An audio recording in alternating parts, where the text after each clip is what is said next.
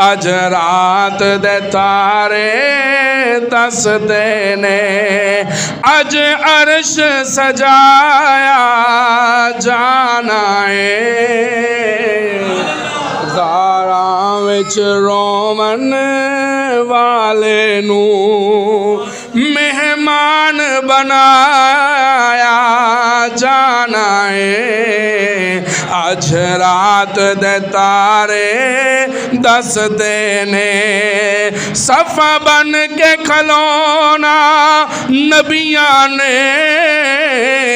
रामल के बैना वलियां ने रामल के बैना वलियां ने महबूब खुदा दा अरशियां नू दीदार कराया कह दो मेरे नाल अज रात दे तारे दसदे ने अज अर्श सजाया जाना है तुसा कहना है मेरे नाल अज रात दे तारे दसदे ने अज अर्श सजाया ज़ारां विच रोवन वाले नू मेहमान बनाया टूरे मक्के तो अज दो राही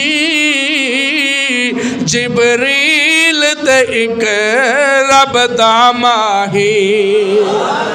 एक सिदरा ते रह जाना है एक सिदरा ते रह जाना है